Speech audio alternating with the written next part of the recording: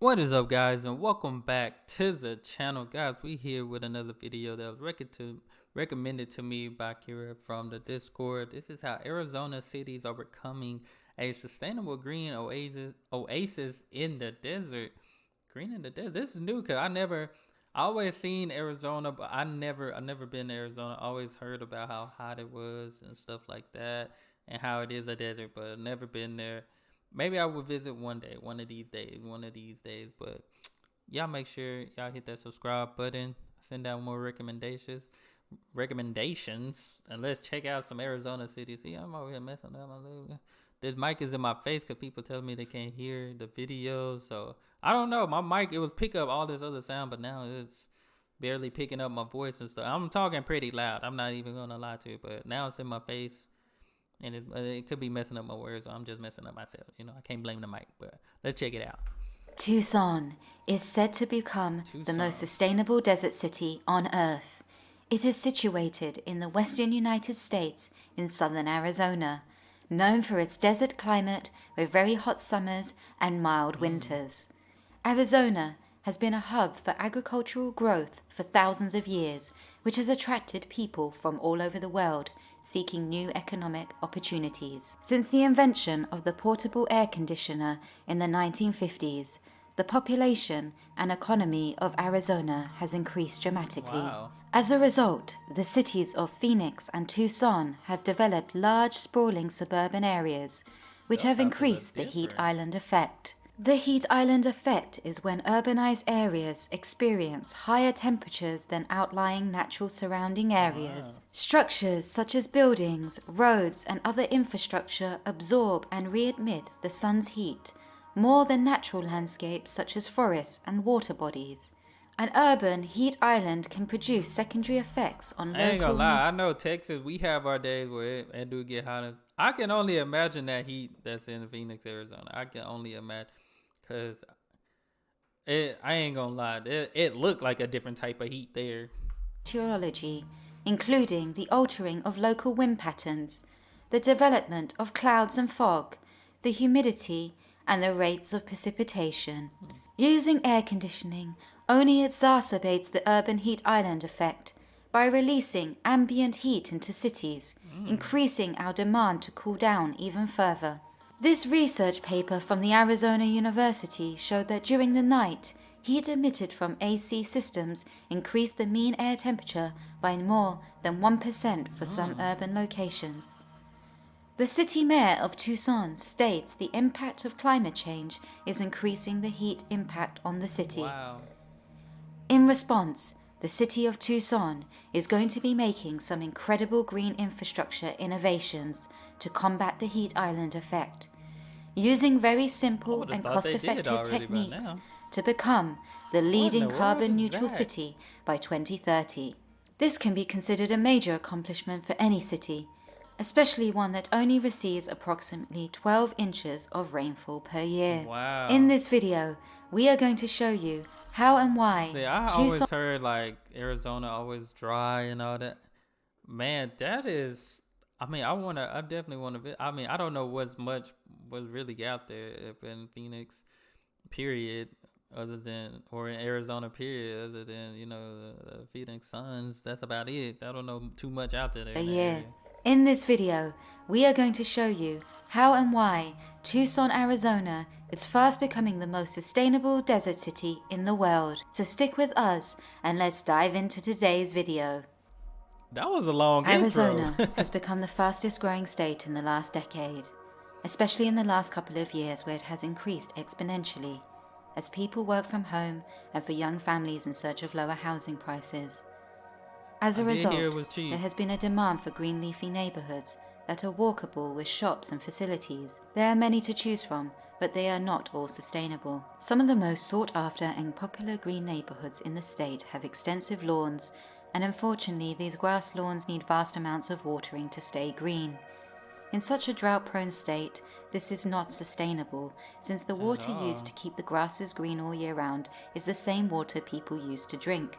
The water has been treated and filtered, which is costly and uses resources. Wow. The water is over-extracted from wells or dammed and diverted waters from rivers and springs, which is used faster than rainfall can replenish them. These non-native grasses often require pesticides and need to be managed with petrol-driven gardening tools, which pollute the watershed I around. need whatever Arizona use for their grass for mine, cause like the sun hits my grass, so like we barely got grass because it just burnt, and we water and it rains a good amount. It rains a lot. Like it might rain today in Texas, you just never know. But Arizona, you would think everything would just dry it out. Like that grass is pretty green to be in Arizona. The home. The urban environment also prevents groundwater from recharging. Water rapidly runs off paved surfaces instead of being absorbed into the aquifers. As the state of Arizona keeps consuming the ancient groundwater without it being replenished, water tables drop and rivers start to dry up. The Colorado River system, which supplies 36% of Arizona's total water use, is pumped 300 miles to Tucson and has experienced extensive drought conditions for the past 19 years. This has resulted in Lake Mead dropping to historically low reservoir levels. The chief staff of the city council said, "Tucson is one of the fastest warming cities in the US. With climate change, we have a tree canopy that is below normal." Wow. Some local residents have shown concern about the diminishing finite resource of fresh water. One such resident from Tucson decided to do something about it. Brad Lancaster has become an innovator in green infrastructure. Wow. He saw how our everyday way of life is extremely wasteful to our most precious resource, fresh water. He envisioned a sustainable landscape for harvesting rainwater, but it meant he had to do something illegal. Brad started to cut the sidewalks and curbs in his neighborhood to route storm runoff into roadside ecosystems. Planted with native drought-hardy trees, some of them even provide food as well as the much-needed cooling. Wait, so if he did something illegal, this video is snitching on him if he haven't been caught or got in trouble. This video is low-key snitching on him for doing what he needs to do for the environment. If it's illegal, that's not making sense. How y'all telling on the man? Drought-hardy trees, some of them even provide food as well as the much-needed cooling effect and shade. These ecosystems also help with recharging the groundwater. Since the tree leaves are left on the ground, this protects the soil from being exposed from the sun and heat, but also creates a filtering effect for the water that lands on the topsoil. When topsoil is exposed, the water will run off, eroding and eventually desertifying the land. Oh, I'm gonna have to check Now, this after website several out. decades, Brad's green infrastructure innovations are helping the desert to become green again. As a result, Brad has managed This goes to show you what the U.S. deem as illegal is obviously beneficial. Like things that we don't, like the U.S. don't want to do, somebody do it, and you see how much beneficial it is. Like who do we have in these offices that's making these the desert decisions to become green again. on what's legal and what's illegal? As a result, Brad has managed to change the law. It is no longer illegal to alter the curbs and sidewalks. Now, all over Tucson, variations of these designs are being installed, which are now known as SIDEWALK BIOSWALES. Okay, I've seen this setup before. I didn't know this. I didn't know he was the one that created this. Okay, they didn't snitch on him. I was like, how they saying it was illegal and they showing this man doing this stuff? Like, but I have seen this setup before a bunch of times. It makes sense. Designs are being installed, which are now known as SIDEWALK BIOSWALES. Since 2010, Tucson started requiring new developers of commercial properties to irrigate the landscape with 50% water harvesting. In 2012, the city began a rebate program to encourage water harvesting practices. By 2017, Tucson launched a grant for funding stormwater harvesting.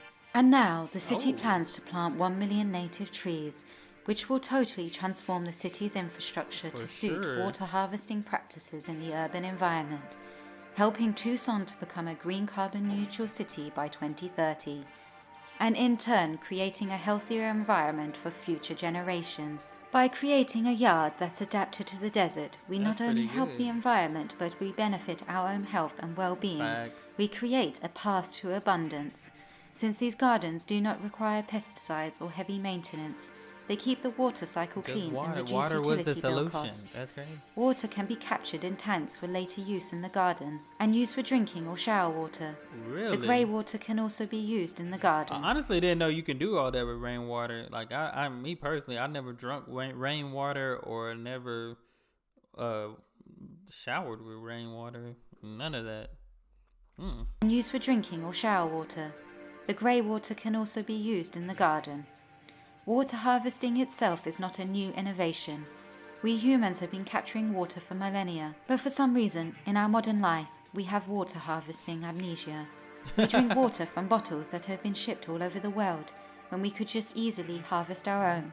She got a point. Brad's She do got a philosophy point. is that we need to switch our minds. Honestly, I could have swore I seen a video that said like collecting rainwater was illegal somewhere. I forgot where it was. I could have sworn I seen a video.